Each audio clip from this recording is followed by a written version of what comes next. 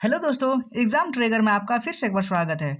आज हम लोग रिवीजन करने वाले हैं line by line Khan sir की बुक है क्विक रिवीजन नोट्स, जो किसी भी सरकारी एग्जाम्स के लिए काफ़ी इंपॉर्टेंट रहने वाले हैं। तो चलिए शुरू करते हैं। उससे पहले अगर आप चैनल पे नए हो तो प्लीज़ चैनल को सब्सक्राइब कर बेल आइकन को प्रेस कर लो, ताकि आने वाली वीडियोज़ की नोटिफिकेशन आप तक सबसे पहले पहुंचे। तो शुरू करते हैं भारतीय संविधान से, उसके बाद धीरे धीरे पूरे चैप्टर को खत्म करेंगे। संविधान सभा में कहता है पहला पॉइंट, भारत में सर्वप्रथम मौखिक रूप से संविधान सभा की मांग कहाँ कब की गई थी? 1895 में बाल गंगाधर तिलक जी ने किया था। ठीक है, याद रखेंगे पहला पॉइंट। अगला पॉइंट कहता है कि वर्ष 1934 में लिखित रूप से संविधान सभा का विचार मानवेंद्र नाथ राय ने दिया था। ओके, अगला पॉइंट कहता है जुलाई 1946 में कैबिनेट मिशन की संस्तुति पर भारतीय संविधान का गठन किया गया था। उसके बाद संविधान सभा की कुल सदस्य संख्या 389 निर्धारित थी, जिनमें 292 ब्रिटिश प्रांतों के प्रतिनिधि, 4 चीफ कमिश्नरी प्रांतों के प्रतिनिधि और 93 देसी रियासतों के प्रतिनिधि थे। ओके, याद रखेंगे। आगे बढ़ेंगे अगले पॉइंट पे। कहता है कि संविधान सभा की प्रथम बैठक 9 दिसंबर 1946 को संपन्न हुई थी और इसकी अध्यक्षता अस्थायी अध्यक्ष थी, जिसके अध्यक्ष थे सच्चिदानंद सिन्हा ने की थी। ओके, अगला पॉइंट कहता है 11 दिसंबर 1946 की बैठक में डॉक्टर राजेंद्र प्रसाद को संविधान सभा का अस्थायी अध्यक्ष चुना गया था। ठीक है, और 22 जुलाई 1947 को संविधान सभा ने राष्ट्र ध्वज को अपनाया था। उसके बाद डॉक्टर भीमराव अंबेडकर की अध्यक्षता में 29 अगस्त 1947 को प्रारूप समिति का गठन किया गया था और इस समिति में कुल सदस्यों की संख्या 7 थी। ठीक है, और BN राव जो संविधान सभा के संवैधानिक सलाहकार थे, याद रखेंगे। उसके बाद देश के विभाजन के पश्चात 31 अक्टूबर 1947 को संविधान सभा का पुनर्गठन किया गया, जिसके पश्चात सभा में कुल सदस्यों की संख्या 299 निर्धारित हुई थी। ठीक है, और अगला पॉइंट कहता है संविधान का वाचन 3 चरणों में 114 दिनों तक हुआ था। ओके, उसके बाद अगला पॉइंट कहता है संविधान सभा में कुल महिला सदस्यों की संख्या 15 थी और 26 नवंबर 1949 को भारत का संविधान अंगीकार किया गया था तथा 26 जनवरी 1950 को पूर्ण रूप से लागू किया गया था। ठीक है, याद रखेंगे। और कुछ विशेष पॉइंट है, जैसे वर्ष 2015 से लेकर 2026 नवंबर वर्ष 2015 से 26 नवंबर को संविधान दिवस के रूप में मनाया जाता है और संविधान निर्माण की प्रक्रिया में कुल 2 वर्ष 11 महीने और 18 दिन का समय लगा था, याद रखेंगे। और मूल संविधान में 22 भाग हैं, 395 आर्टिकल हैं और 8 अनुसूचियाँ थी। ठीक है, और वर्तमान में अनुसूचियों की संख्या बढ़कर 12 हो गई है। ओके, याद रखेंगे संविधान सभा से। अब जानेंगे प्रारूप समिति के कुछ सदस्य। तो देखिए, प्रारूप समिति के सदस्य कौन है, तो याद रखेंगे उसके अध्यक्ष थे डॉक्टर भीमराव अंबेडकर और सदस्यों में गिनती आते हैं अल्लादी कृष्णा स्वामी अय्यर, फिर आते हैं डॉक्टर KM मुंशी, फिर आते हैं मोहम्मद सादुल्ला, फिर आते हैं 5वें नंबर पर गोपाल स्वामी अयंगर, फिर छठे में N माधवराव जो BL मित्र की जगह रहे थे, और TT कृष्णामाचारी जो DP खैतान की मृत्यु के पश्चात रहे थे प्रारूप समिति के सदस्य। ठीक है, आगे देखेंगे संविधान सभा के प्रमुख समितियां एवं उसके अध्यक्ष कौन कौन से समिति बनी थी संविधान में और उसके अध्यक्ष कौन कौन थे। तो देखिए, संघ संविधान समिति के अध्यक्ष थे पंडित जवाहरलाल नेहरू, फिर संघ शक्ति समिति के अध्यक्ष थे पंडित जवाहरलाल नेहरू, फिर संचालन समिति इसके अध्यक्ष थे डॉक्टर राजेंद्र प्रसाद, फिर झंडा समिति इसके अध्यक्ष थे डॉक्टर राजेंद्र प्रसाद, फिर प्रारूप समिति जो कुछ देर पहले भी डिस्कस की है डॉक्टर भीमराव अंबेडकर थे। उसके बाद प्रांतीय संविधान समिति के अध्यक्ष सरदार वल्लभ भाई पटेल थे, फिर मौलिक अधिकार एवं अल्पसंख्यक परामर्श समिति के अध्यक्ष थे सरदार वल्लभ भाई पटेल, फिर मौलिक अधिकार उप समिति के अध्यक्ष थे JB कृपलानी, फिर अल्पसंख्यक परामर्श उप समिति के अध्यक्ष HC मुखर्जी। ठीक है, पहला टॉपिक यहाँ से संविधान सभा के बारे में खत्म होता है। अब देखिए दूसरा टॉपिक में संविधान के भाग। संविधान के भाग में देखिए संविधान के भाग, उसके विषय और उसके आर्टिकल क्या क्या थे। तो संविधान में भाग 1 में कहता है संघ और उनका राज्य क्षेत्र था, जिसमें आर्टिकल 104 1 से 4 तक दिए गए हैं। ठीक है, इसको भाग 1 कहते हैं। अब भाग 2 में देखिए, भाग 2 में है नागरिकता दिया गया है और ये है आर्टिकल 5 से लेकर आर्टिकल 11 तक। ओके, और भाग 3 में है मूल अधिकार, जो आर्टिकल 12 से लेकर 35 तक पूरे के पूरे मूल अधिकार दिए गए हैं। और भाग 4 में क्या था, राज्य के नीति निर्देशक तत्व हैं, जो आर्टिकल 36 से लेकर आर्टिकल 51 तक दिए गए हैं। ठीक है, याद रखेंगे। आगे बढ़ते हैं। भाग 4A में क्या है, भाग 4A में है मूल कर्तव्य, जो आर्टिकल 51A कहता है। फिर है भाग 5 में संघ सरकार, जो आर्टिकल 52 से लेकर आर्टिकल 151 तक दिया गया है। फिर भाग 6 में राज्य सरकार दिया गया है और आर्टिकल 152 से लेकर 237 तक आर्टिकल दिए गए हैं भाग 6 में। आगे कहता है भाग 7 में निरसन दिया गया है, आर्टिकल 238 दिया गया है। ठीक है, आगे भाग 8 में है केंद्र शासित प्रदेश, जिसमें आर्टिकल 239 से लेकर 242 तक है। आगे कहता है भाग 9 में है पंचायत और आर्टिकल 243 से लेकर आर्टिकल 2430 दिया गया है। ठीक है, आगे कहता है भाग 9A में है नगर पालिकाएं, जो आर्टिकल 243P से लेकर 243ZG तक दिया गया है। फिर है भाग 9B जो सहकारी संस्थाएं हैं और आर्टिकल 243ZH से लेकर 243ZT तक दिए गए हैं। आगे कहता है भाग 10 में जो है वो अनुसूचित और जनजाति क्षेत्र दिए गए हैं, जिसमें आर्टिकल 244 से लेकर 244A तक है। आगे है भाग 11 में संघ और राज्यों के बीच में संबंध दिया गया है, जो आर्टिकल 245 से लेकर आर्टिकल 263 तक दिया गया है। उसके बाद आगे कहता है भाग 12 जो वित्त संपत्ति संविधान और वाद दिया गया है, आर्टिकल 264 से लेकर 300A तक। आगे है भाग 13 जो वाणिज्य और व्यापार है, जो आर्टिकल 301 से लेकर आर्टिकल 307 तक दिया गया है।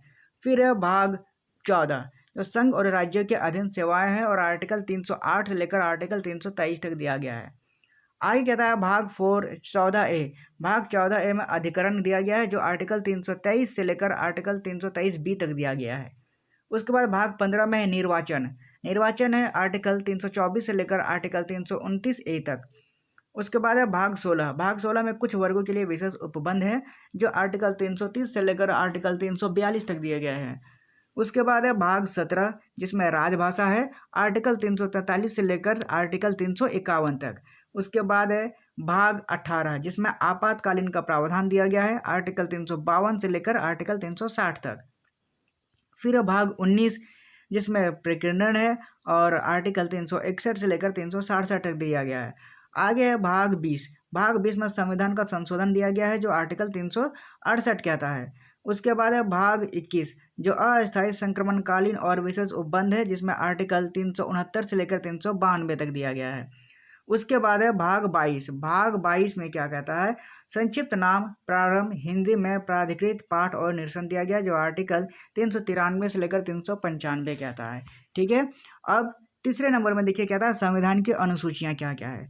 तो मूल संविधान में कुल 8 अनुसूचियां थी, जिसमें संविधान संशोधनों के पश्चात वर्तमान में अनुसूचियों की संख्या बढ़कर 12 हो गई है और 9वीं अनुसूची को प्रथम संविधान संशोधन अधिनियम 1951 द्वारा 10वीं अनुसूची को अपनाया गया था। फिर 10वीं अनुसूची को 92वें संविधान संशोधन अधिनियम द्वारा 1985 के द्वारा अपनाया गया था। ठीक है, आगे बढ़ेंगे।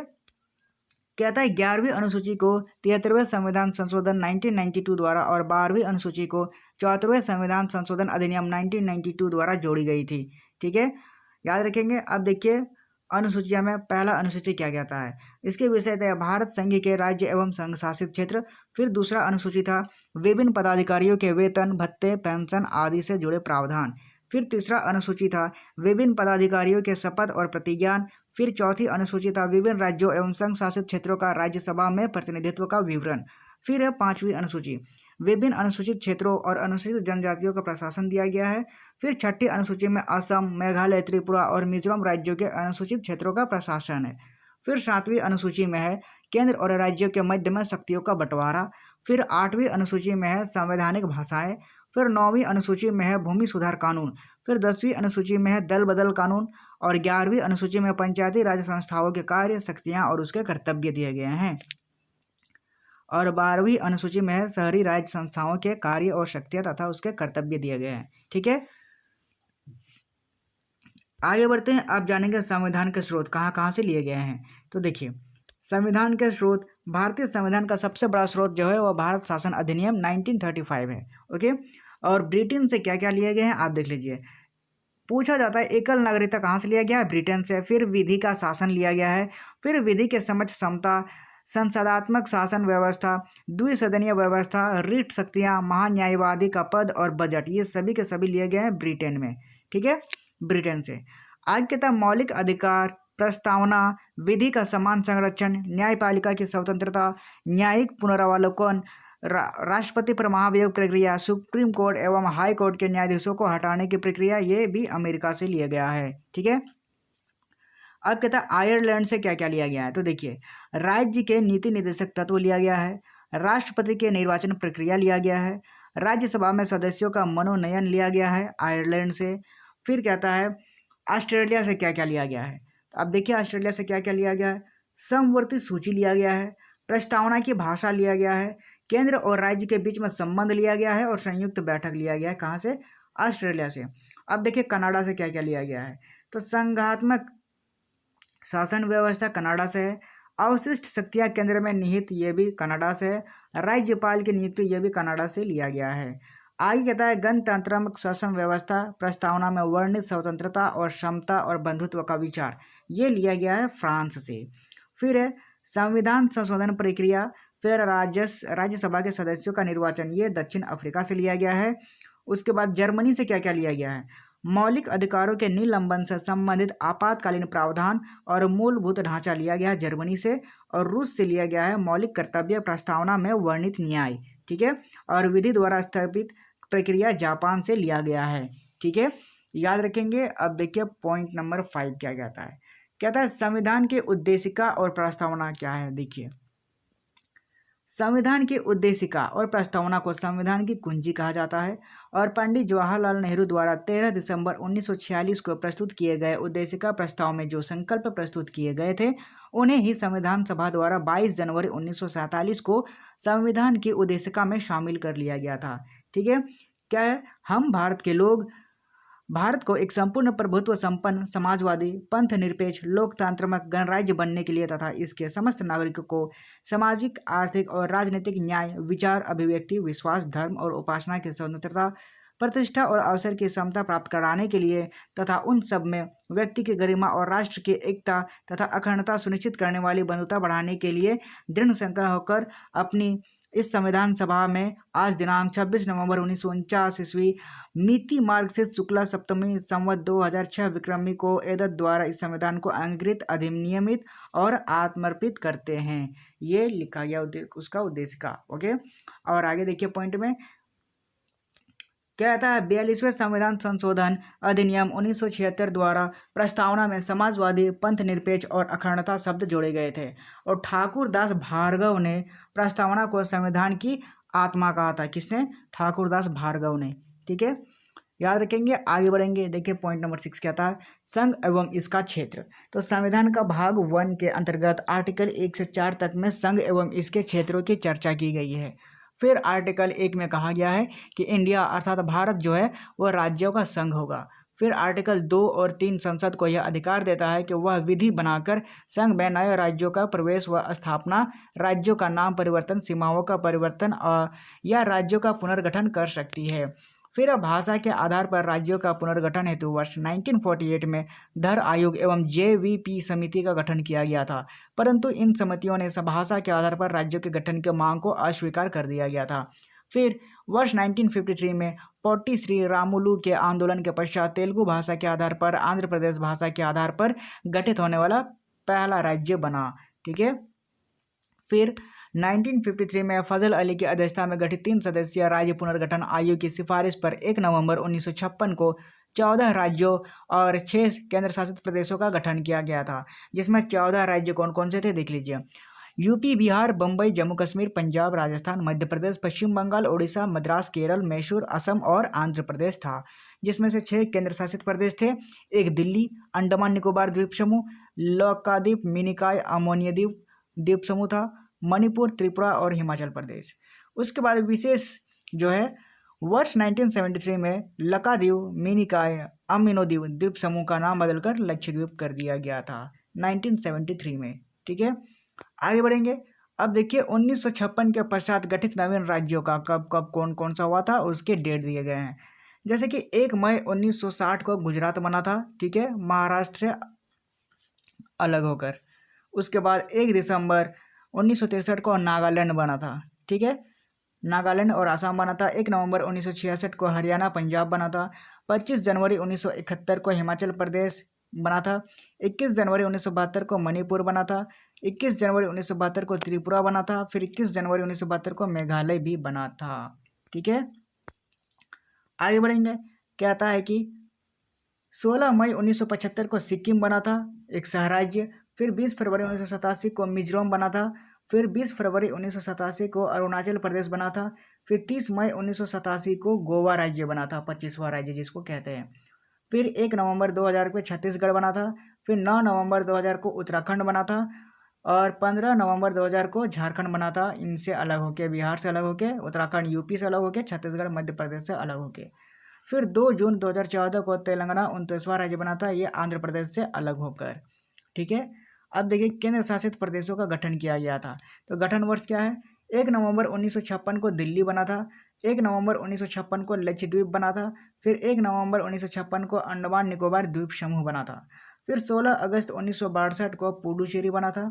1 नवंबर 1966 को चंडीगढ़ बना था। फिर 31 अक्टूबर 2019 को जम्मू कश्मीर बना था। फिर 31 अक्टूबर 2019 को लद्दाख बना था। और 26 जनवरी 2020 को दादर व नगर हवेली और दमन व दीव बना था, केंद्र शासित प्रदेश। ठीक है, याद रखेंगे। आगे बढ़ेंगे। पॉइंट नंबर 7, नागरिकता। नागरिकता से क्या कहता है? संविधान के भाग 2 के अंतर्गत आर्टिकल 5 से लेकर 11 तक में नागरिकता की चर्चा की गई है। और भारतीय संविधान में एकल नागरिकता का प्रावधान किया गया है, जिसका स्रोत ब्रिटेन से लिया गया है। और आर्टिकल 11 के तहत संसद को नागरिकता के संदर्भ में विधि बनाने का अधिकार प्रदान किया गया है। और संसद ने वर्ष 1955 में नागरिकता के संदर्भ में एक व्यापक कानून का निर्माण किया है, जिसे भारतीय नागरिकता अधिनियम कहा गया है। और इस अधिनियम के तहत नागरिकता प्राप्ति के 5 और नागरिकता समाप्ति के 3 तरीकों का उल्लेख किया गया है। ठीक है, याद रखेंगे। आगे है मौलिक अधिकार। मौलिक अधिकार देखिए, संविधान के भाग 3 के अंतर्गत आर्टिकल 12 से लेकर 35 तक में मौलिक अधिकारों की चर्चा की गई है, जिसका स्रोत अमेरिका के संविधान से लिया गया है। ठीक है, और संविधान के भाग 3 के मैग्ना कार्टा कहा जाता है। और मौलिक अधिकार राज्यों के विरुद्ध होते हैं। मौलिक अधिकार न्यायालय में परिवर्तनीय होते हैं। और मूल अधिकार में कुल मौलिक अधिकारों की संख्या 7 रही। 44वें संविधान संशोधन अधिनियम 1978 द्वारा समिति के अधिकार आर्टिकल 31 को मौलिक अधिकार की श्रेणी से समाप्त कर संविधान के भाग 12 के आर्टिकल 300A में कानूनी अधिकार बना दिया गया था। और इस प्रकार वर्तमान में कुल मौलिक अधिकारों की संख्या 6 है। ठीक है, जो इस प्रकार है। एक है समानता का अधिकार, जो आर्टिकल 14 से 18 तक कहता है। आर्टिकल 14 में कहता है, राज्य की किसी भी व्यक्ति को विधि के समक्ष समता या फिर विधि के समान संरक्षण से वंचित नहीं कर सकता है। ठीक है, और आर्टिकल 15 कहता है कि राज्य को धर्म, जाति, नस्ल, रंग, लिंग या जन्म स्थान के आधार पर भेदभाव करने का निषेध करता है। और आर्टिकल 16 कहता है सरकारी नियोजन में समानता का प्रावधान है। उसके बाद आर्टिकल 17 कहता है अस्पृश्यता के उन्मूलन का प्रावधान है। फिर आर्टिकल 18 कहता है उपाधियों के उन्मूलन का प्रावधान है। ठीक है, आगे बढ़ेंगे। स्वतंत्रता का अधिकार, जो आर्टिकल 19 से लेकर 22 तक दिया गया है। आर्टिकल 19 के अंतर्गत 6 प्रकार की व्यक्तिगत स्वतंत्रता का प्रावधान किया गया है, जिसमें मुख्य रूप से वाक एवं अभिव्यक्ति की स्वतंत्रता किया गया है।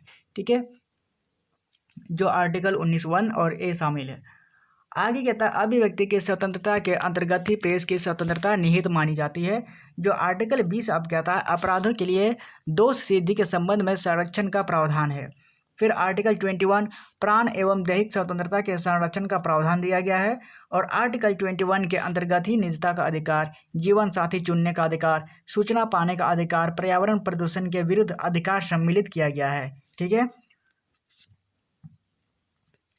आगे बढ़ेंगे। कहता है नोट में देख लो,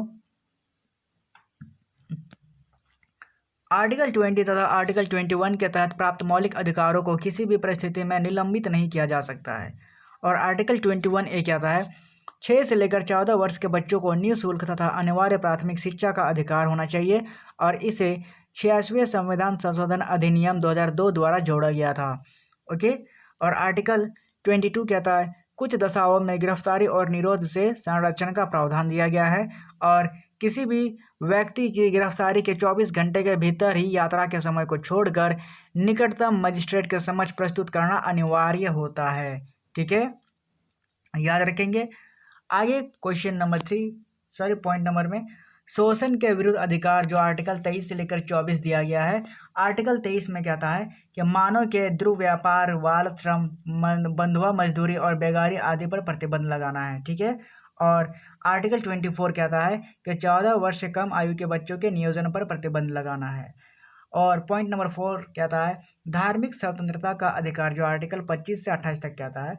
आर्टिकल 25 कहता है अंतःकरण की स्वतंत्रता और अपने धर्म को मानने, आचरण करने और उसका प्रचार करने की स्वतंत्रता ही आर्टिकल 25 है। और आर्टिकल 25(2) कहता है सिखों को कृपान धारण करने की स्वतंत्रता है इसमें।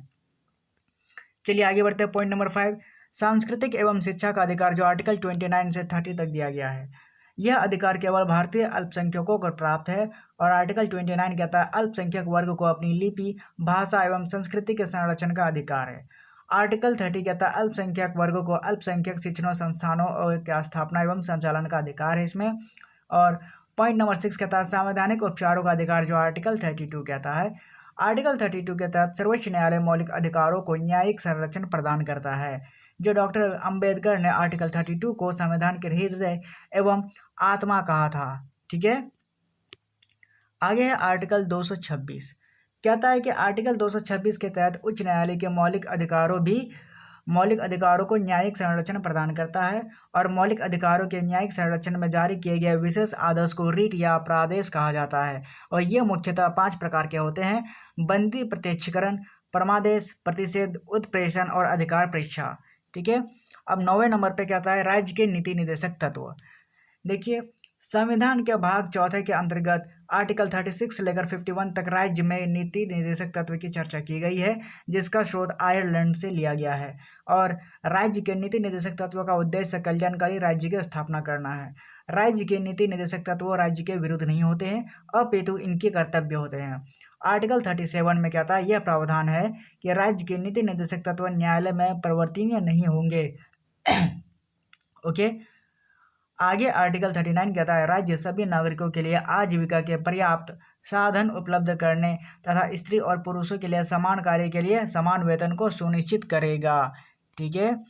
आगे आर्टिकल 39(a) कहता है कि राज्य समान न्याय और निःशुल्क कानूनी सहायता की व्यवस्था करेगा, जो 42वें संविधान संशोधन अधिनियम 1976 द्वारा लिया गया था। उसके बाद आर्टिकल 40 कहता है राज्य ग्रामीण पंचायतों का गठन प्रयास करेगा। आर्टिकल 40 में आर्टिकल 41 में राज्य कुछ दशाओं में काम, शिक्षा तथा लोक सहायता पाने का अधिकार को प्राप्त कराने के लिए उचित प्रबंध करेगा। फिर आर्टिकल 42 कहता है राज्य काम की न्यायसंगत और मानवोचित दशाओं तथा महिला प्रस्तुति का सहायता का प्रबंध करेगा। फिर आर्टिकल 43 राज्य कार्मिकों को न्यूनतम मजदूरी और कुटीर उद्योगों में संवर्धन करने का प्रयास करेगा। ठीक है। फिर आर्टिकल 44 राज्य संपूर्ण राज्य क्षेत्र में समान नागरिक संहिता को लागू करने का प्रयास करेगा। फिर आर्टिकल 45 राज्य 6 वर्ष में कम आयु के बच्चों की बाल्यावस्था की देखरेख और उनके लिए उचित शिक्षा का प्रबंध करेगा। ठीक है। उसके बाद आर्टिकल 46 में देखिए राज्य अनुसूचित जनजातियों का अन्य दुर्बल वर्गों की शिक्षा तथा आर्थिक हितों में वृद्धि का प्रयास करेगा। फिर आर्टिकल 47 राज्य लोगों के पोषाहार स्तर, जीवन स्तर और लोक स्वास्थ्य को बनाए रखने के लिए उचित प्रबंध करेगा। फिर आर्टिकल 48 है राज्य वैज्ञानिक दृष्टिकोण से कृषि और पशुपालन का बढ़ावा देगा तथा दूधारू जानवरों के बलि पर प्रतिबंध का प्रयास करेगा। फिर आर्टिकल 48(a) कहता है राज्य पर्यावरण के संरक्षण और संवर्धन का तथा वन्य जीव की सुरक्षा का प्रयास करेगा 42वें संविधान संशोधन अधिनियम 1976 द्वारा। फिर आर्टिकल 49 कहता है राज्य राष्ट्रीय महत्व के स्मारकों, स्थानों तथा वस्तुओं के संरक्षण का प्रयास करेगा। और आर्टिकल 50 कहता है राज्य लोक सेवाओं में न्यायपालिका को कार्यपालिका से पृथक करने का प्रयास करेगा। फिर आर्टिकल 51 कहता है राज्य अंतर्राष्ट्रीय शांति और सुरक्षा की अभिवृद्धि का प्रयास करेगा। ओके। अब देखिए मौलिक कर्तव्य, जो पॉइंट नंबर 10 है मौलिक कर्तव्य से। संविधान भाग 4 में अंतर्गत आता है, जो आर्टिकल 51(a) में मौलिक कर्तव्यों की चर्चा की गई है, जिसका स्रोत रूस के संविधान से लिया गया है। सरदार स्वर्ण सिंह समिति की अनुशंसा पर प्रधानमंत्री इंदिरा गांधी के शासनकाल में 42वें संविधान संशोधन अधिनियम 1976 द्वारा मौलिक कर्तव्यों को सम्मिलित किया गया था। और प्रारंभ में कुल 10 मौलिक कर्तव्यों को जोड़ा गया था, परंतु वर्तमान में इनकी संख्या बढ़कर 11 हो गई है। और 11वें मौलिक कर्तव्य को 86वें संविधान संशोधन अधिनियम 2002 के तहत जोड़ा गया था। ठीक है, याद रखेंगे। आगे बढ़ेंगे संघीय कार्यपालिका। क्या है राष्ट्रपति के बारे में? राष्ट्रपति जो देश का प्रथम नागरिक होता है, आर्टिकल 53 के तहत संघीय कार्यपालिका का एक प्रमुख राष्ट्रपति होता है। भारत में राष्ट्रपति का निर्वाचन अप्रत्यक्ष निर्वाचन प्रणाली के तहत एक निर्वाचक मंडल द्वारा होता है और राष्ट्रपति के निर्वाचन मंडल में लोकसभा तथा राज्यसभा के निर्वाचित सदस्य, सभी राज्यों के विधानसभाओं के निर्वाचित सदस्य तथा दिल्ली और पुडुचेरी विधानसभाओं के निर्वाचित सदस्य शामिल होते हैं। और राष्ट्रपति के उम्मीदवार को लोकसभा का सदस्य चुने जाने वाली योग्यता रखना अनिवार्य होता है। ठीक है, अब देखिए राष्ट्रपति का एक नज़र में देखेंगे, उसका पद का उल्लेख कहाँ किया गया है? आर्टिकल 52 में। शपथ भारत के मुख्य न्यायाधीश के समक्ष दिलाता है। इस्तीफा उपराष्ट्रपति को दे सकता है। कार्यकाल 5 वर्षों का होता है। शपथ ग्रहण से प्रारंभ होता है ये।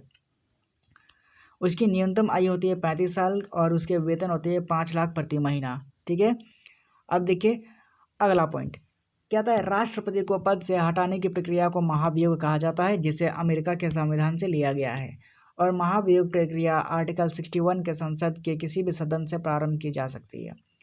महाभियोग प्रस्ताव लाने के 14 दिन पूर्व राष्ट्रपति को लिखित सूचना देना अनिवार्य होता है और आर्टिकल 62 में यह उल्लिखित है कि किसी भी कारणवश राष्ट्रपति का पद 6 माह से अधिक समय तक रिक्त नहीं रह सकता है। ठीक है, और आर्टिकल 71 के तहत राष्ट्रपति तथा उपराष्ट्रपति चुनाव संबंधी विवादों में हस्तक्षेप का अधिकार केवल सर्वोच्च न्यायालय को होता है।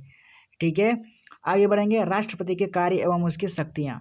देखिए, संघ की कार्यपालिका की समस्त शक्तियाँ राष्ट्रपति में निहित होती है और राष्ट्रपति संघ सरकार के महत्वपूर्ण अधिकारियों की नियुक्ति करता है, जैसे प्रधानमंत्री, संघीय मंत्रिपरिषद के सभी मंत्री, सुप्रीम कोर्ट एवं हाई कोर्ट के न्यायाधीश, राज्यपाल, केंद्र शासित प्रदेशों के प्रतिनिधि, तीनों सेनाओं के प्रमुख, दिल्ली के मुख्यमंत्री सहित सभी मंत्री, महान्यायवादी, नियंत्रक एवं महालेखा परीक्षक, सभी के सभी राष्ट्रपति की शक्तियाँ उनको नियुक्त कर सकते हैं।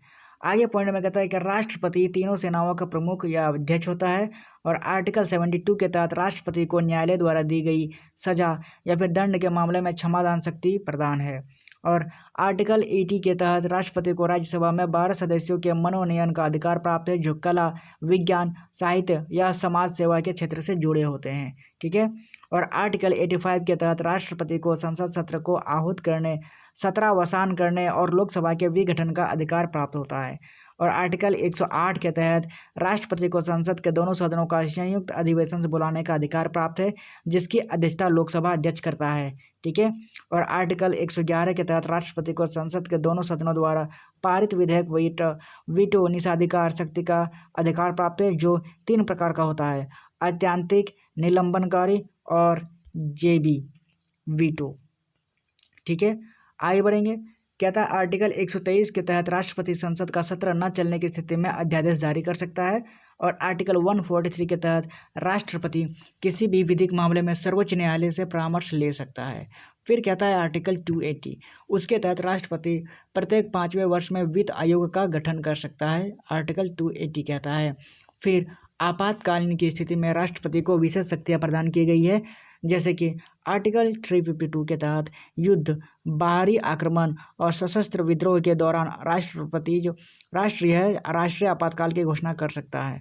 उसके बाद आर्टिकल 356 के तहत राज्य का संवैधानिक तंत्र विफल होने की स्थिति में राज्य आपातकाल यानी राष्ट्रपति शासन की घोषणा का अधिकार दिया गया है। और आर्टिकल 360 के तहत देश की आर्थिक स्थिति खराब होने की दशा में वित्तीय आपातकाल की घोषणा का अधिकार दिया गया है। ठीक है, अब राष्ट्रपति के बाद आएंगे उपराष्ट्रपति। उपराष्ट्रपति संविधान के आर्टिकल 63 में यह प्रावधान किया गया है कि भारत का एक राष्ट्रपति उपराष्ट्रपति होगा। ठीक है, और उपराष्ट्रपति का निर्वाचन अप्रत्यक्ष निर्वाचन प्रणाली के तहत एक निर्वाचन मंडल द्वारा होता है, जिसमें संसद के दोनों सदनों के सभी सदस्य शामिल होते हैं और उपराष्ट्रपति के उम्मीदवार को राज्यसभा का सदस्य चुने जाने की योग्यता रखना अनिवार्य होता है। ओके, अब जानेंगे उपराष्ट्रपति को एक नज़र में देखेंगे। उसका पद का उल्लेख आर्टिकल 63 में किया गया है। पद का स्रोत अमेरिका से लिया गया था। शपथ राष्ट्रपति के समक्ष दिलाता है। इस्तीफा राष्ट्रपति को देता है। कार्यकाल 5 वर्षों का होता है और न्यूनतम आयु इसकी भी 35 साल है। ठीक है, और उपराष्ट्रपति को उसके पद से कार्यकाल से पूर्व भी महाभियोग प्रक्रिया द्वारा हटाया जा सकता है और उपराष्ट्रपति को पद से हटाने संबंधी महाभियोग प्रस्ताव को सर्वप्रथम राज्यसभा में पेश किया जाता है। ठीक है, याद रखेंगे। अब देखिए उपराष्ट्रपति के कार्य एवं उसकी शक्तियाँ क्या क्या है। तो उपराष्ट्रपति राज्यसभा का पदेन सभापति होता है और उपराष्ट्रपति राज्यसभा की कार्यवाही को सुचारू ढंग से चलवाता है। और राष्ट्रपति का पद रिक्त होने की स्थिति में उपराष्ट्रपति कार्यवाहक राष्ट्रपति के रूप में कार्य कर सकता है। ठीक है। अब देखिए 12वां नंबर पे संघीय मंत्रिपरिषद एवं उसके प्रधानमंत्री। आर्टिकल 74 के तहत राष्ट्रपति को विचार विमर्श व सहायता देने हेतु एक संघीय मंत्रिपरिषद होती है जिसका मुखिया प्रधानमंत्री होता है। और संघीय मंत्रिपरिषद के सभी मंत्री सदस्य के सदस्य होते हैं संसद के। और संघीय मंत्रिपरिषद के सभी मंत्रियों की नियुक्ति राष्ट्रपति प्रधानमंत्री की सलाह पर करता है। और संघीय मंत्रिपरिषद के सभी मंत्री राष्ट्रपति के प्रसाद पर्यंत कार्य करते हैं। और संघीय मंत्रिपरिषद के सभी मंत्री सामूहिक रूप से लोकसभा के प्रति उत्तरदायी होते हैं। और संघीय मंत्रिपरिषद में 3 स्तर के मंत्री होते हैं, कैबिनेट मंत्री, राज्य मंत्री और स्वतंत्र प्रभार मंत्री। और संघीय मंत्रिपरिषद में कुल मंत्रियों की संख्या प्रधानमंत्री समेत लोकसभा के सदस्यों की कुल संख्या के 15% के अधिकार नहीं हो सकती है। और आर्टिकल 75 के तहत राष्ट्रपति प्रधानमंत्री की नियुक्ति करता है और अन्य मंत्रियों की नियुक्ति राष्ट्रपति प्रधानमंत्री की सलाह पर करता है। ठीक है, याद रखेंगे। आगे प्रधानमंत्री के एक नज़र में देखेंगे। नियुक्तिकर्ता राष्ट्रपति द्वारा किया जाता है, शपथ राष्ट्रपति के समक्ष में दिलाता है, इस्तीफा राष्ट्रपति को देता है, कार्यकाल 5 वर्षों का होता है और न्यूनतम आयु लगभग 25 साल होनी चाहिए। ठीक है। अब देखिए प्रधानमंत्री के कार्य एवं शक्तियाँ। प्रधानमंत्री संघीय कार्यपालिका का वास्तविक प्रमुख होता है। फिर प्रधानमंत्री नीति आयोग का पदेन अध्यक्ष होता है और प्रधानमंत्री राष्ट्रीय विकास परिषद का पदेन भी अध्यक्ष होता है। आर्टिकल 85 के तहत राष्ट्रपति प्रधानमंत्री की सलाह पर लोकसभा को विघटित या फिर भंग कर सकता है। ठीक है, याद रखेंगे। आगे कहता है महान्यायवादी। महान्यायवादी क्या होता है? तो संविधान के आर्टिकल 76 के तहत संघीय मंत्रिपरिषद की सलाह पर राष्ट्रपति महान्यायवादी की नियुक्ति करता है। महान्यायवादी देश का सर्वोच्च कानूनी सलाहकार होता है और महान्यायवादी को देश के किसी भी न्यायालय में सुनवाई का अधिकार प्राप्त है। और महान्यायवादी संसद का सदस्य नहीं होता है, परंतु संसद के किसी भी सदन की कार्यवाही में भाग ले सकता है और सदनों को संबोधित भी कर सकता है।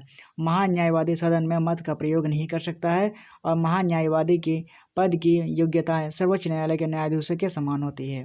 ठीक है। और भारत का पहला महान्यायवादी था MC सीतलवाड़ और भारत का वर्तमान महान्यायवादी RK वेंकट रमनी है। ठीक है, याद रखेंगे।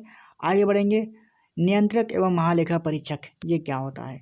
तो भारत शासन अधिनियम 1858 के तहत वर्ष 1860 में महालेखा परीक्षक पद का प्रावधान किया गया था और संविधान के आर्टिकल 148 और 151 तक नियंत्रण एवं महालेखा परीक्षक जो CAG का उल्लेख किया गया था, अटॉर्नी जनरल जिसको कहते हैं। और आर्टिकल 148 के तहत संघीय मंत्रिपरिषद की सिफारिश पर राष्ट्रपति नियंत्रक एवं महालेखा परीक्षक की नियुक्ति करता है और नियंत्रक एवं महालेखा परीक्षक का कार्यकाल पद ग्रहण से 6 वर्ष अथवा 65 वर्ष की आयु तक जो पहले पूरा हो तो वो रिटायर हो सकता है। नियंत्रक एवं महालेखा परीक्षक को उसके पद से कार्यकाल से पूर्व भी हटाया जा सकता है, जिसकी विधि सुप्रीम कोर्ट के न्यायाधीशों को पद से हटाने का समान होती है। और नियंत्रक एवं महालेखा परीक्षक का मुख्य कार्य लोकधन के व्यय की निगरानी करना होता है और नियंत्रक एवं महालेखा परीक्षक के रिपोर्ट की जांच लोक लेखा समिति करती है, जिस कारण नियंत्रक एवं महालेखा परीक्षक को लोक लेखा समिति का मित्र, दार्शनिक और मार्गदर्शक कहा जाता है। ठीक है, याद रखेंगे। आगे बढ़ेंगे। कहता है वर्ष 1976 में महालेखा परीक्षक जो नाम का एक नए पद का निर्माण किया गया था, जिसकी नियुक्ति राष्ट्रपति करता है। ठीक है, याद रखेंगे। आगे बढ़ेंगे अगले पॉइंट में। कहता है भारत के प्रथम नियंत्रक एवं महालेखा परीक्षक नरहरि राव थे। याद रखेंगे, ये पूछा जाता है। अगला पॉइंट कहता है भारत के वर्तमान नियंत्रक एवं महालेखा परीक्षक गिरीश चंद्र मुर्मू थे। उसके बाद वर्तमान थे नहीं है संघीय विधायिका जो 50 नंबर है। कहता है आर्टिकल 79 के तहत संघीय विधायिका के रूप में कानून बनाने का कार्य संसद करती है और संसद के 3 प्रमुख अंग हैं, राष्ट्रपति, राज्यसभा और लोकसभा। ठीक है, राष्ट्रपति अध्यक्ष होता है, राज्यसभा उच्च सदन होता है और लोकसभा नीचे का सदन होता है। अब जानेंगे राज्यसभा के बारे में। ठीक है, देखिए राज्यसभा का निर्माण राज्यों तथा केंद्र शासित प्रदेशों के प्रतिनिधियों से मिलकर होता है और राज्यसभा को उच्च सदन या अस्थायी सदन या राज्यों का परिषद भी कहा जाता है। राज्यसभा को भंग नहीं किया जा सकता है क्योंकि यह एक अस्थायी सदन है और इसके 1/3 सदस्य प्रत्येक 2 वर्ष पर सेवानिवृत्त हो जाते हैं। राज्यसभा में अधिकतम सदस्यों की संख्या 250 निर्धारित है, जिसमें से 238 सदस्य राज्यों व केंद्र शासित प्रदेशों से निर्वाचित और 12 सदस्य राष्ट्रपति द्वारा मनोनीत किए जाते हैं। ठीक है। और राज्यसभा के सदस्यों का मनोनयन कला, विज्ञान, साहित्य और समाज सेवा के क्षेत्र में उत्कृष्ट योगदान के आधार पर किया गया है। और राज्यसभा में वर्तमान सदस्यों की संख्या कितनी है? 245 है। ठीक है। और राज्यसभा में सर्वाधिक सीटों वाले राज्य जैसे कि उत्तर प्रदेश, महाराष्ट्र, तमिलनाडु, बिहार और पश्चिम बंगाल। ठीक है, याद रखेंगे। आगे बढ़ेंगे। सीटों की संख्या कितनी है? देखिए, उत्तर प्रदेश में 31 सीट है, महाराष्ट्र में 19 है, तमिलनाडु में 18 है, बिहार में 16, पश्चिम बंगाल में 16। उसके बाद राज्यसभा में प्रत्येक राज्य के प्रतिनिधित्व का निर्वाचन उस राज्य की विधानसभा के सदस्यों द्वारा किया जाता है। और राज्यसभा के सदस्यों का कार्यकाल 6 वर्ष और न्यूनतम आयु जो 30 साल की होती है। और राज्यसभा का पहली बार गठन 3 अप्रैल 1952 को हुआ था और इसकी पहली बैठक 13 मई 1952 को हुई थी। ठीक है।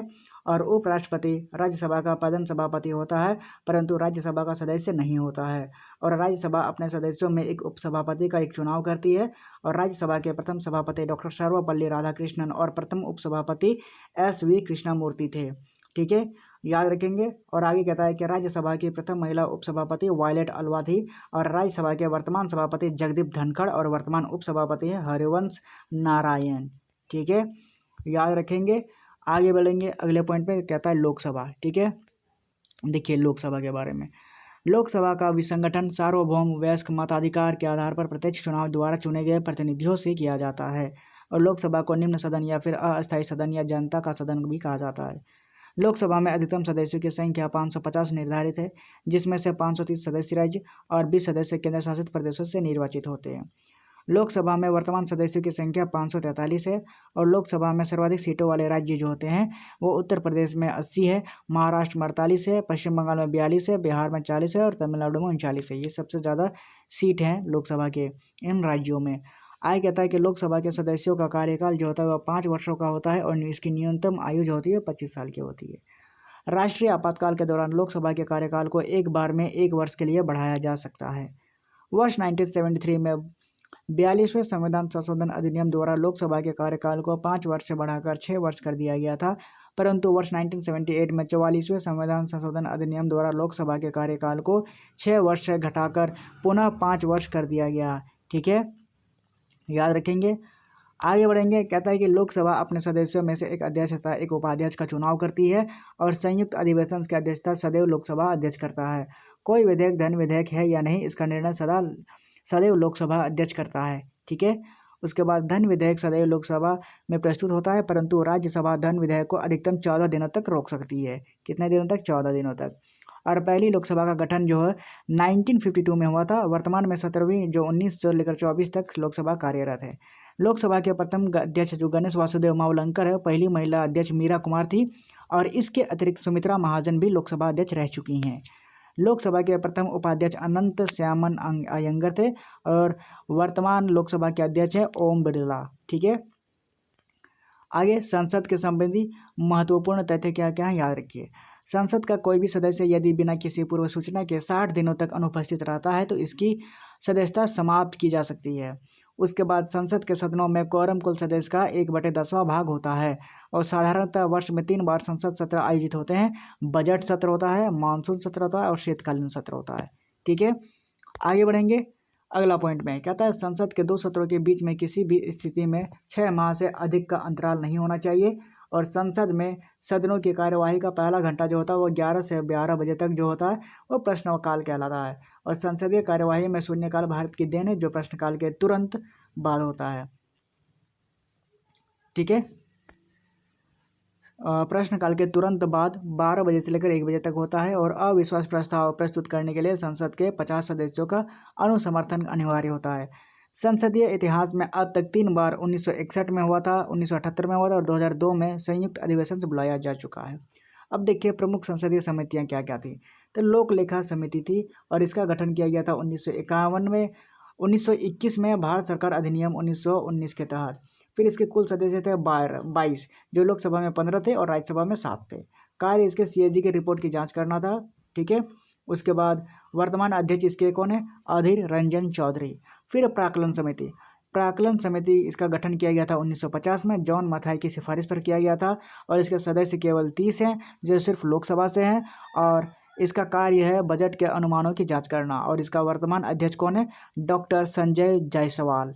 ठीक है, आगे बढ़ेंगे। आगे इधर क्या आता है कि लोक लेखा लोक उद्यम समिति और इसका गठन किया गया था 1964 में, कृष्णा मेनन समिति की सिफारिश पर किया गया था और इसके कुल सदस्य 22 जिसमें लोकसभा से 15 और राज्यसभा से 7 हैं। CAG द्वारा लोकसभा उद्यमों पर रखी गई रिपोर्ट की जांच करना इसका काम है और इसका वर्तमान अध्यक्ष है संतोष कुमार गंगवार। ठीक है, याद रखेंगे। आगे बढ़ेंगे, अब जानेंगे पॉइंट नंबर 16, संघीय न्यायपालिका। संघीय न्यायपालिका में सबसे बड़े उच्चतम न्यायालय आता है हाईकोर्ट, जिसमें भारत की न्यायिक व्यवस्था में एकीकृत न्याय का प्रावधान किया गया है, जिसमें शीर्ष स्थान पर उच्चतम न्यायालय व उसके अधीन उच्च न्यायालय हैं। संविधान के भाग 5 में आर्टिकल 124 से लेकर आर्टिकल 147 तक उच्चतम न्यायालय का गठन किया गया है और इसके शक्तियाँ और क्षेत्राधिकार का प्रावधान किया गया है। ठीक है, फिर रेगुलेटिंग अधिनियम ने 1773 के तहत वर्ष 1774 में कलकत्ता के उच्चतम न्यायालय की स्थापना की गई थी, जिसके प्रथम मुख्य न्यायाधीश सर एलिजा एम्पते थे। फिर भारत शासन अधिनियम 1935 के तहत संघीय न्यायपालिका का प्रावधान किया गया था और भारत के उच्चतम न्यायालय का उद्घाटन 28 जनवरी 1950 को किया गया था। ठीक है, याद रखेंगे। आगे कहता है कि उच्चतम न्यायालय में न्यायाधीशों की संख्या में वृद्धि करने की शक्ति संसद में निहित होती है और वर्तमान में उच्चतम न्यायालय में कुल न्यायाधीशों की संख्या मुख्य रूप से न्यायाधीशों सहित 34 है। ओके, अब देखिए उच्चतम न्यायालय के न्यायाधीश के रूप में एक नज़र देखेंगे। उच्चतम न्यायालय क्या होता है?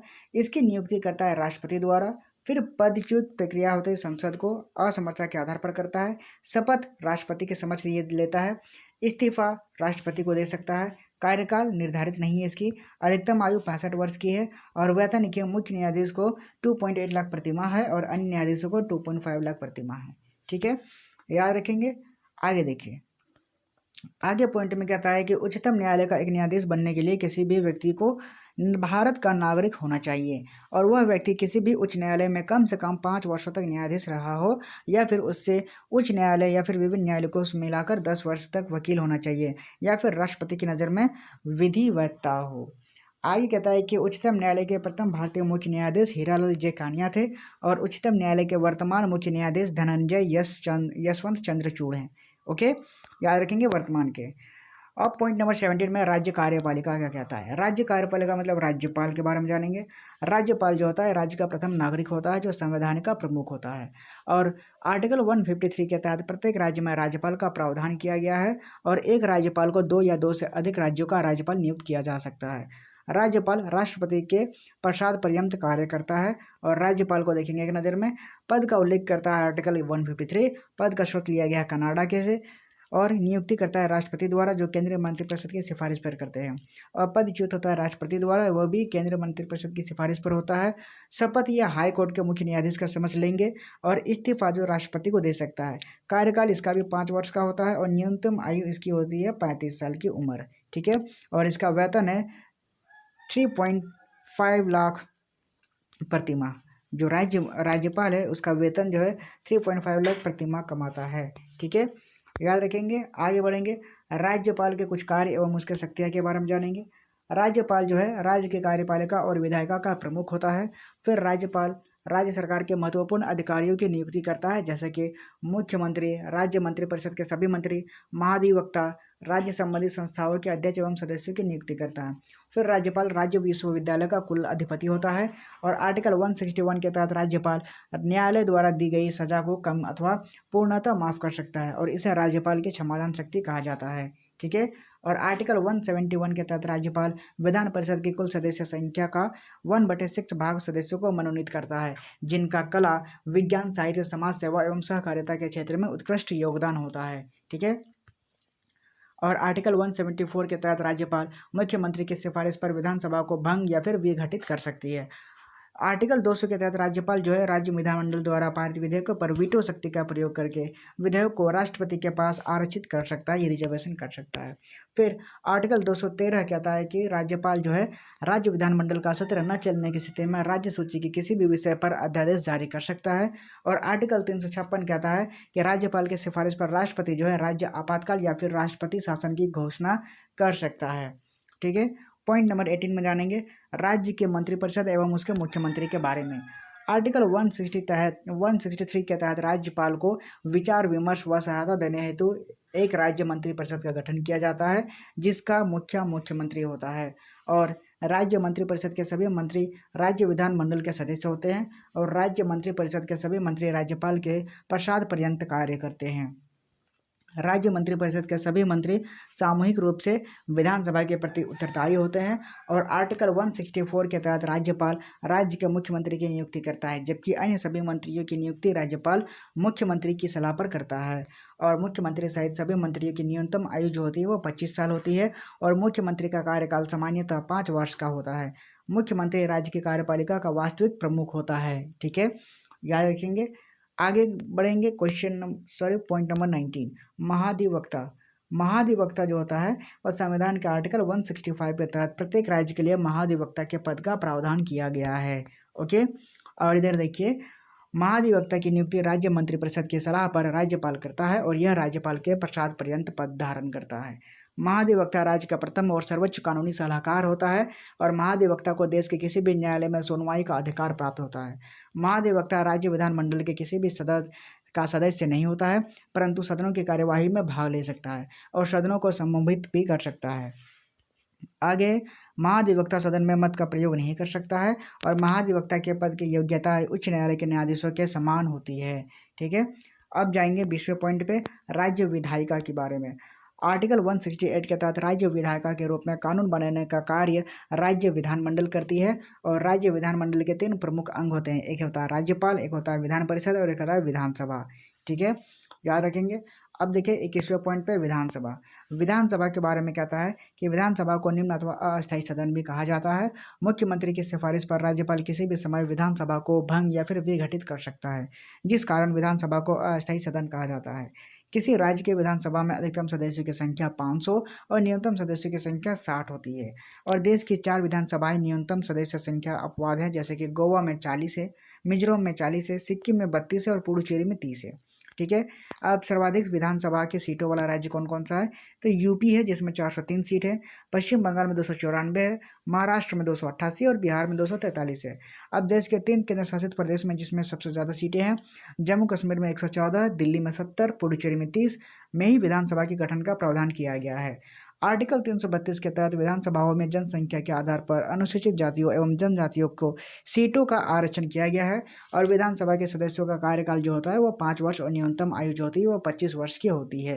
ठीक है, याद रखेंगे। 22वें पॉइंट में जानेंगे विधान परिषद के बारे में।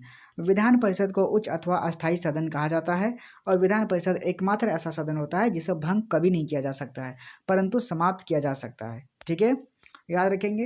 आगे बढ़ेंगे। आगे कहता है कि वर्तमान में केवल 6 राज्यों में, जैसे कि उत्तर प्रदेश, बिहार, महाराष्ट्र, कर्नाटक, आंध्र प्रदेश और तेलंगाना में विधान परिषद विद्यमान है और किसी राज्य की विधान परिषद में कुल सदस्यों की संख्या उस राज्य की विधानसभा की कुल सदस्यों की संख्या के 1/3 से अधिक नहीं हो सकती है। किसी भी राज्य की विधान परिषद में न्यूनतम सदस्यों की संख्या 40 हो सकती है। जैसे कि सर्वाधिक विधान परिषद सीटों वाले राज्य कौन कौन से हैं, तो यूपी, महाराष्ट्र, बिहार, कर्नाटक, आंध्र प्रदेश और तेलंगाना। यूपी में 100 है, महाराष्ट्र में 78 है, बिहार में 75 है, कर्नाटक में 75 है, आंध्र प्रदेश में 50 है और तेलंगाना में 40 है। ठीक है, और विधान परिषद के सदस्यों का कार्यकाल जो होता है वो 6 वर्ष का होता है, परंतु प्रत्येक दूसरे वर्ष 1/3 सदस्य सेवानिवृत्त होते हैं तथा उनके स्थान पर नवीन सदस्य निर्वाचित होते हैं। विधान परिषद का सदस्य बनने का न्यूनतम आयु सीमा है वो 30 साल की है और विधान परिषद किसी साधारण विधेयक को अधिकतम 4 माह तक या फिर किसी विधान विधेयक को अधिकतम 14 दिनों तक रोक सकती है। विधान परिषद अपने सदस्यों में से एक सभापति एवं एक उप सभापति का चुनाव करती है। ठीक है, याद रखेंगे। आगे बढ़ेंगे 23 पॉइंट कहता है राज्य न्यायपालिका के बारे में। राज्य न्यायपालिका में कहता है कि राज्य की न्यायपालिका में कुछ न्यायालय एवं उनके नीचे अधीनस्थ न्यायालय होते हैं। जो अधीनस्थ न्यायालय होते हैं आर्टिकल 233 से लेकर आर्टिकल 237 तक दिए गए हैं। उच्च न्यायालय के अधीन एवं उसके निर्देश अनुसार जिला और निम्न स्तरों पर कार्य करते हैं।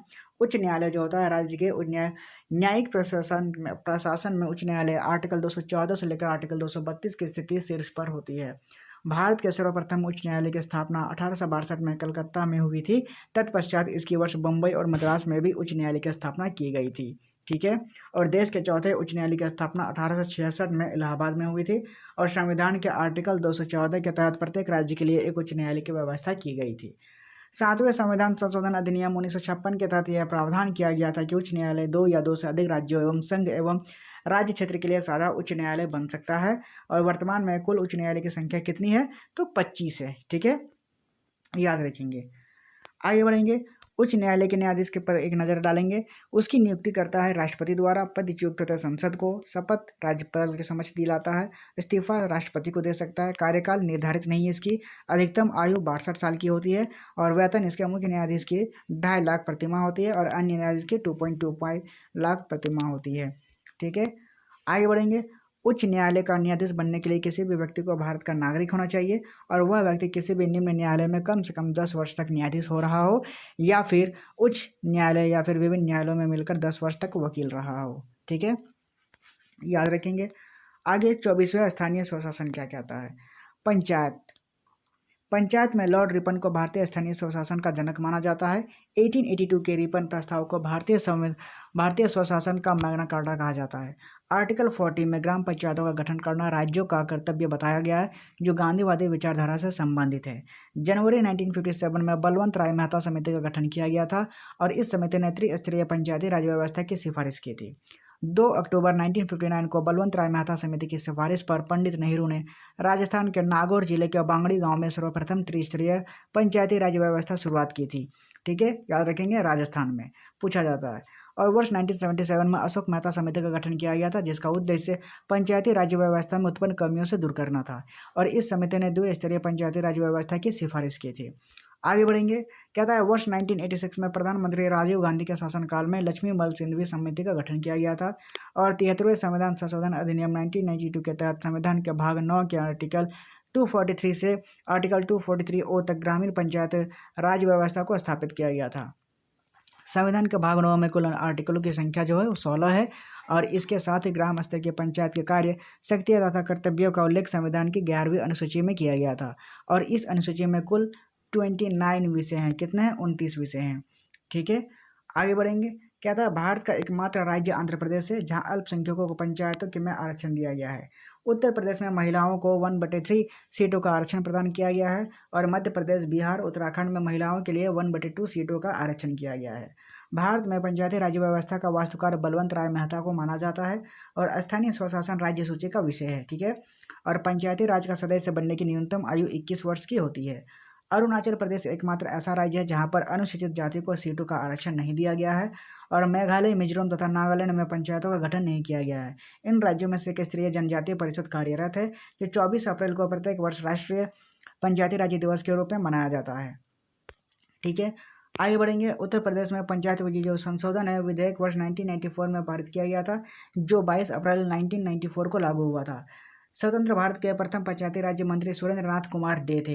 वर्तमान में केंद्रीय ग्रामीण विकास और पंचायती राज्य मंत्री श्री गिरिराज सिंह थे और ऐसे राज्यों में जहां जनसंख्या 20 लाख से कम है वहां मध्यवर्ती स्तर पर पंचायतों का गठन नहीं किया जा सकता है। अनुसूचित क्षेत्रों में संबंधित पंचायत विस्तार अधिनियम PES जिसे पैसा कहते हैं, निर्माण वर्ष 1996 में किया गया था इसका। ओके, आगे बढ़ेंगे। नगर पालिका जो है अंग्रेजों ने 1687 में पहली बार नगर निगम की स्थापना मद्रास में की थी। 74वें संविधान संशोधन अधिनियम 1992 के तहत संविधान के भाग 9A में नगर पंचायत का उल्लेख आर्टिकल 243P से आर्टिकल 243ZG तक किया था।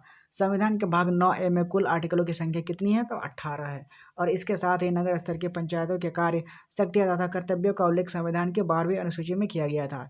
इस अनुसूची में कुल 18 विषय हैं। नगर पालिकाओं का कार्यकाल भी पंचायतों के समान प्रथम अधिवेशन बैठक में से 5 वर्ष तक होता है और नगर पालिका में अनुसूचित जाति, अनुसूचित जनजाति तथा महिलाओं के लिए सीटों का आरक्षण प्रदान किया गया था। ठीक है, याद रखेंगे। आगे बढ़ेंगे। सहकारी समितियां। भारत में सहकारी समितियों का आंदोलन की शुरुआत 1904 में हुई थी। ठीक है, याद रखेंगे। और भारत में सहकारी आंदोलन का जनक जो है वो F. निकोलसन को माना जाता है। 97 संविधान संशोधन अधिनियम 2011 के तहत सहकारी समितियों को संवैधानिक दर्जा प्रदान किया गया था और इसके तहत संविधान में भाग 9B को जोड़ा गया था तथा इसके प्रावधान आर्टिकल 243ZH से आर्टिकल 243ZT तक किया गया था। सहकारी समिति में निदेशकों की अधिकतम संख्या 21 हो सकती है, जिसमें से एक स्थान अनुसूचित जाति अनुसूचित जनजाति के लिए तथा 2 स्थान महिला सदस्यों के लिए आरक्षित होते हैं। सहकारिता मंत्रालय के प्रथम वर्तमान मंत्री अमित शाह हैं। ठीक है, आगे 25वां केंद्र राज्य संबंध। 25वां में केंद्र राज्य संबंध है। संविधान के भाग 11 में आर्टिकल 245 से 263 तक केंद्र राज्य संबंधों का उल्लेख किया गया है और केंद्र राज्य संबंधों को मुख्यतः 3 भागों में विभाजित किया जाता है। विधायी संबंध जैसे आर्टिकल 240 से 245 है। प्रशासनिक संबंध आर्टिकल 256 से 263 है। उसके बाद एक वित्तीय संबंध आर्टिकल 264 से 293। वित्तीय संबंध का उल्लेख संविधान के भाग 12 में किया गया है। आर्टिकल 246 के तहत केंद्र एवं राज्यों के मध्य में विधायी शक्तियों के बंटवारे के लिए 3 सूचियों का निर्माण 7वीं अनुसूची में किया गया था।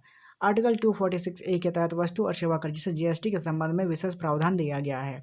ठीक है, और आर्टिकल 248 के तहत विधायन की अवशिष्ट शक्तियां संसद में निहित किया गया है और आर्टिकल 249 के तहत राष्ट्रीय हित में राज्य सूची से संबंधित विषय पर संसद को कानून बनाने की शक्ति है।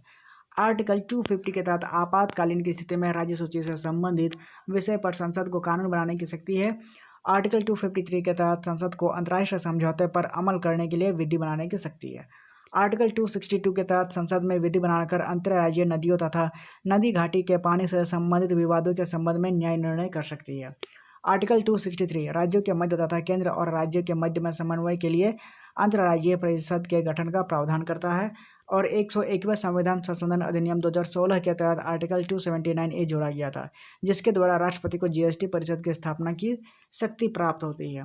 केंद्र और राज्य संबंधों के संदर्भ में वर्ष 1966 में मोरारजी देसाई की अध्यक्षता में 6 सदस्यीय प्रथम प्रशासनिक सुधार आयोग का गठन किया गया था और वर्ष 1969 में डॉक्टर VP राजमन्नार की अध्यक्षता में 3 सदस्यीय राजमन्नार आयोग का गठन किया गया था।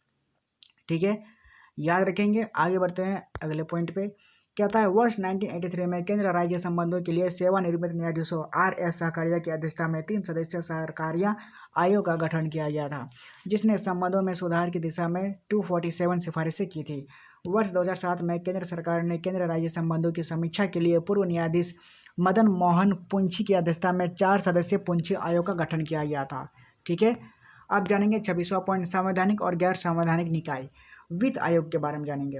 वित्त आयोग का उल्लेख संविधान के भाग 12 के आर्टिकल 280 में किया गया है और यह एक अस्थायी आयोग है जिसका राष्ट्रपति प्रत्येक 5वें वर्ष में गठन करती है और इस आयोग में एक अध्यक्ष सहित कुल 5 सदस्य होते हैं जिनकी नियुक्ति केंद्र सरकार की सिफारिश पर राष्ट्रपति करता है।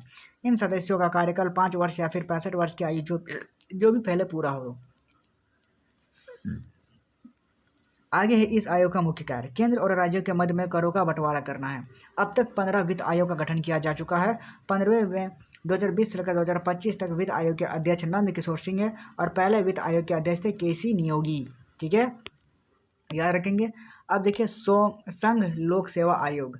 संघ लोक सेवा आयोग का उल्लेख संविधान के भाग 14 के आर्टिकल 315 में किया गया है।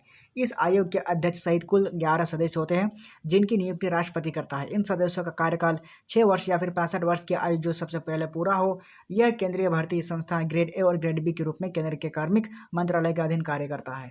इस आयोग के प्रथम अध्यक्ष सर रोज बारकर थे तथा प्रथम भारतीय अध्यक्ष HK कृपलानी थे और इस आयोग के वर्तमान अध्यक्ष मनोज सोनी हैं। ठीक है, याद रखेंगे। आगे राज्य लोक सेवा आयोग। राज्य लोक सेवा जो प्रत्येक राज्य के लिए कुछ राज्य लोक सेवा आयोग का उल्लेख संविधान के भाग 14 के आर्टिकल 315 में किया गया है और इस आयोग में एक अध्यक्ष सहित कुल 11 सदस्य होते हैं जिनकी नियुक्ति राज्यपाल करता है और इन सदस्यों का कार्यकाल 6 वर्ष या फिर 62 वर्ष जो भी पूरा हो पहले। यह राज्य भर्ती संस्था ग्रेड A और ग्रेड B के रूप में भी राज्य के कार्मिक मंत्रालय के अधीन में यह कार्य करता है। ठीक है, अब जानेंगे केंद्रीय निर्वाचन आयोग। केंद्रीय निर्वाचन आयोग का उल्लेख संविधान के भाग 15 के आर्टिकल 324 में किया गया है। इस आयोग में एक मुख्य चुनाव आयुक्त और 2 चुनाव आयुक्त होते हैं जिनकी नियुक्ति राष्ट्रपति करता है। इन सदस्यों का कार्यकाल 6 वर्ष या फिर 65 वर्ष की आयु तक हो जो भी पहले पूरा हो। प्रारंभ में निर्वाचन आयोग एक सदस्यीय निकाय तथा परंतु वर्ष 1989 में 2 अन्य चुनाव आयुक्तों का प्रावधान करके निकाय को बहुसदस्यीय बना दिया गया था और केंद्रीय निर्वाचन आयोग के वर्तमान अध्यक्ष राजीव कुमार हैं। ठीक है, याद रखेंगे। आगे है राष्ट्रीय अनुसूचित जाति का आयोग। 89वें संविधान संशोधन अधिनियम 2003 के तहत संविधान के भाग 16 के आर्टिकल 338 में अनुसूचित जाति आयोग को संवैधानिक दर्जा प्रदान किया गया है और इस आयोग में एक अध्यक्ष, एक उपाध्यक्ष, एक 3 अन्य सदस्य होते हैं जिनकी नियुक्ति राष्ट्रपति करता है और इन सदस्यों का कार्यकाल 3 वर्ष का होता है। इस आयोग का मुख्य कार्य है अनुसूचित जाति की सुरक्षा एवं विकास करना और इस आयोग के वर्तमान अध्यक्ष किशोर मकवाना हैं। ठीक है, याद रखेंगे। आगे है राष्ट्रपति अनुसूचित जनजाति का आयोग। 89वें संविधान संशोधन अधिनियम 2003 के तहत संविधान के भाग 16 के आर्टिकल 338A में अनुसूचित जनजाति आयोग को संवैधानिक दर्जा प्रदान किया गया है और इस आयोग के अध्यक्ष, एक उपाध्यक्ष, 3 सदस्य होते हैं जिनकी नियुक्ति राष्ट्रपति करता है और इन सदस्यों का कार्यकाल 3 साल का होता है और इस आयोग का मुख्य कार्य होता है अनुसूचित जनजाति की सुरक्षा एवं विकास करना और इस आयोग के वर्तमान अध्यक्ष होते हैं अंतर सिंह आर्य। ठीक है, याद रखेंगे। आगे राष्ट्र पिछड़ा वर्ग का आयोग। 102वें संविधान संशोधन अधिनियम 2018 के तहत संविधान के भाग 16 के आर्टिकल 338B में पिछड़ा वर्ग आयोग को संवैधानिक दर्जा प्रदान किया गया है और इस आयोग में एक अध्यक्ष, 3 अन्य सदस्य एवं एक सदस्य सचिव होता है जिनकी नियुक्ति राष्ट्रपति करता है और इन सदस्यों का कार्यकाल 3 साल का होता है। इस आयोग का मुख्य कार्य होता है कि अन्य पिछड़ा वर्ग की सुरक्षा एवं विकास करना है और इस आयोग के वर्तमान अध्यक्ष हंसराज गंगाराम अहीर हैं। ठीक है, याद रखेंगे। आगे बढ़ेंगे। गैर संवैधानिक निकाय इसका गठन कब कब हुआ था और इसके अध्यक्ष कौन कौन थे।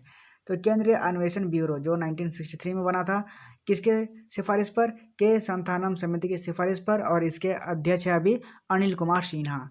ठीक है, अब आगे देखिए।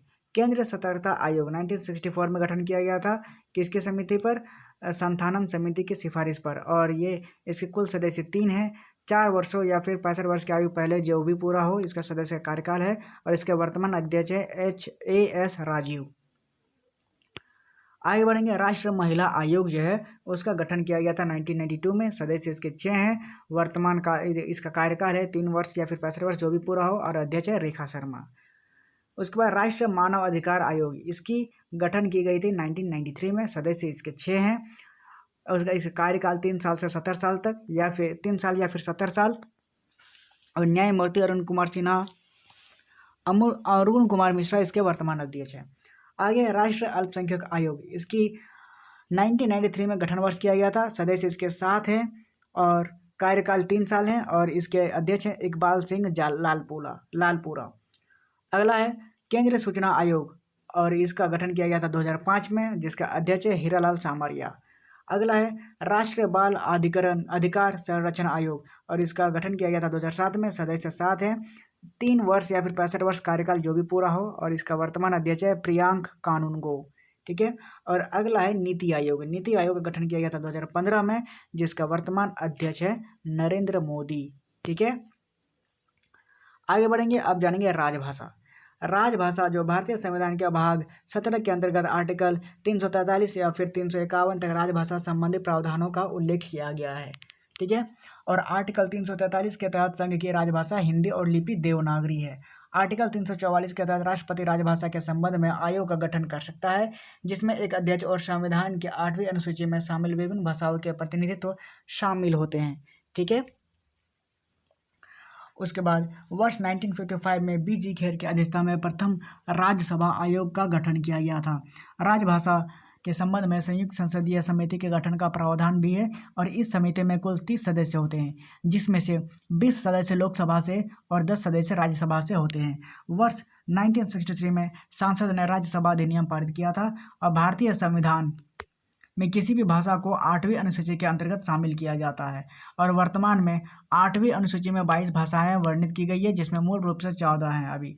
और 21वें संविधान संशोधन अधिनियम 1967 के तहत सिंधी भाषा को 8वीं अनुसूची में शामिल किया गया था और 71वें संविधान संशोधन अधिनियम 1992 के तहत कोंकणी भाषा को, मणिपुरी भाषा को, नेपाली भाषा को 8वीं अनुसूची में शामिल किया गया है और 92वें संविधान संशोधन अधिनियम 2003 के तहत बोडो, डोगरी, मैथिली एवं संथाली भाषा को 8वीं अनुसूची में शामिल किया गया था।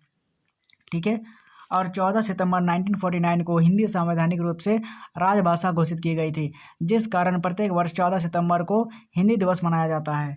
और आर्टिकल 348 में कहता है कि उच्चतम न्यायालय तथा उच्च न्यायालय में प्रयोग की जाने वाली भाषा का उल्लेख किया गया है।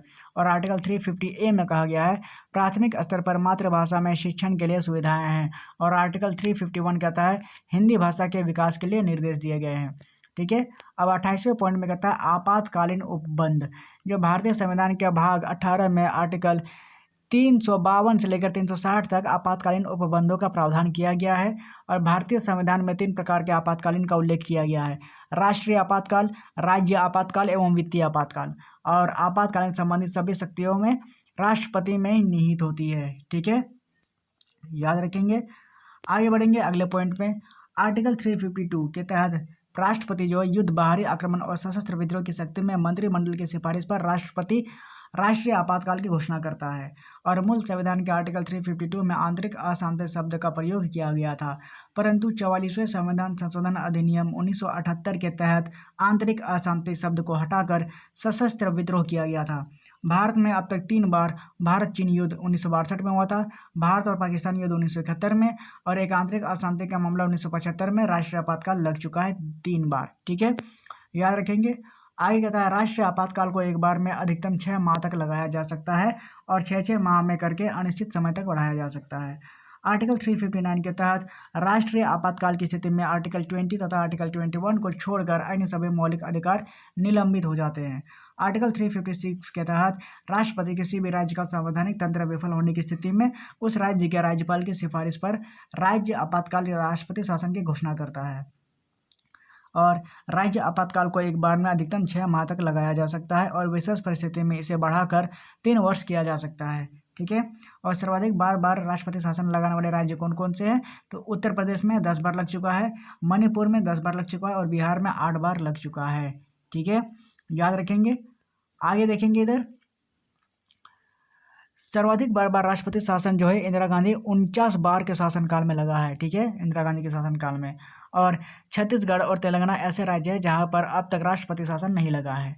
आर्टिकल 360 के तहत राष्ट्रपति देश के वित्तीय स्थायित्व या फिर साख के खतरे की स्थिति में केंद्रीय मंत्रिपरिषद की सिफारिश पर वित्तीय आपातकाल की घोषणा करता है। वित्तीय आपातकाल को एक बार में अधिकतम 6 माह तक लगाया जा सकता है और 6-6 माह करके अनिश्चित समय तक बढ़ाया जा सकता है। ठीक है, आगे वित्तीय आपातकाल एकमात्र एक ऐसा आपातकाल है जिसकी न्यूनतम अवधि सिर्फ 2 माह होती है और अब तक कभी भी वित्तीय आपातकाल नहीं लगाया गया है। ठीक है, याद रखेंगे, वित्तीय आपातकाल कभी भी नहीं लगा भारत देश में। आगे है 49वां पॉइंट, कहता है कि भारतीय संविधान के भाग 20 के अंतर्गत आर्टिकल 368 में संसद को संविधान संशोधन की शक्ति प्रदान की गई है, जिसका स्रोत दक्षिण अफ्रीका है। और भारतीय संविधान में 3 प्रकार के संशोधन किया गया है: साधारण बहुमत द्वारा, विशेष बहुमत द्वारा और विशेष बहुमत एवं राज्यों के अनुमोदन द्वारा। संविधान में संशोधन के लिए विधेयक को संसद के किसी भी सदन में प्रस्तुत किया जा सकता है।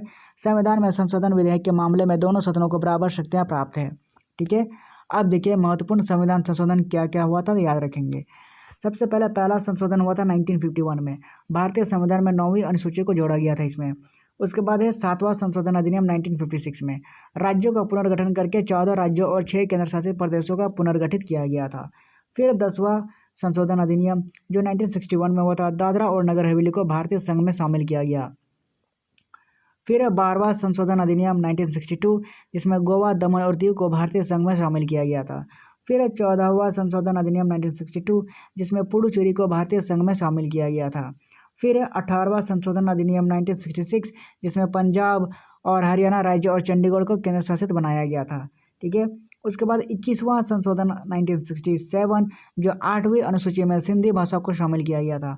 फिर किया गया था 24वां संशोधन अधिनियम 1971 जिसमें संसद को मौलिक अधिकारों के संयुक्त संविधान के किसी भी भाग में संशोधन करने का अधिकार दिया गया था। और फिर 36वां संशोधन अधिनियम 1975 सिक्किम को भारतीय संघ में 22वें राज्य के रूप में सम्मिलित किया गया था। ठीक है, याद रखेंगे। आगे बढ़ेंगे, क्या था 42वां संशोधन अधिनियम, यह 1976। इसके द्वारा क्या क्या हुआ था देख लीजिए। इस संविधान संशोधन को लघु संविधान की संज्ञा दी गई थी। फिर मौलिक कर्तव्यों को संविधान में शामिल किया गया था। फिर लोकसभा और विधानसभा के कार्यकाल को बढ़ाकर 5 से 6 साल कर दिया गया था।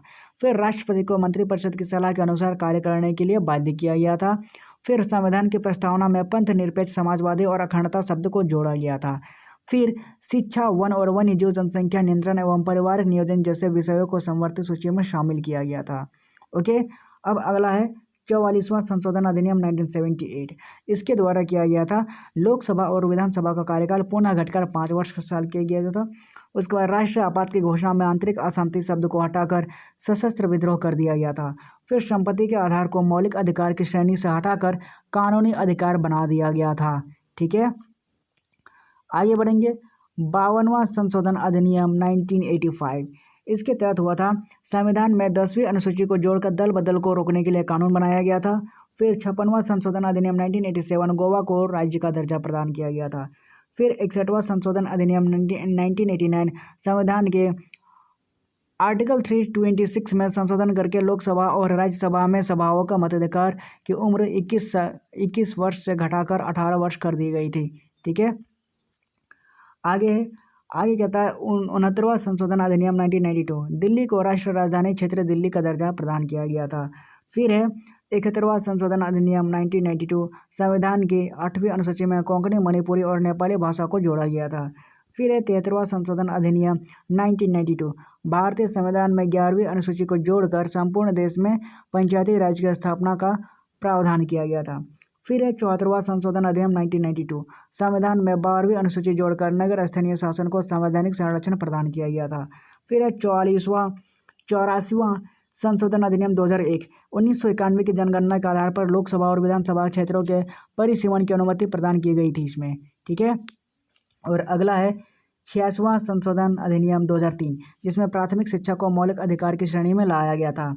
फिर है 91वां संशोधन अधिनियम 2003, जिसमें संघीय मंत्रिपरिषद में मंत्रियों की कुल संख्या लोकसभा या फिर उस राज्य की विधानसभा की कुल सदस्य संख्या के 15% से अधिक नहीं हो सकती है। ओके, और आगे कहता है 52वां संशोधन अधिनियम 2003, जिसमें संविधान के 8वीं अनुसूची में बोडो, डोगरी, मैथिली और संथाली भाषा को शामिल किया गया था। फिर 93 संविधान संशोधन अधिनियम 2006, जिसमें अन्य पिछड़ा वर्गों के बच्चों को सरकारी और निजी शिक्षण संस्थानों में 27% का रिजर्वेशन मिला था।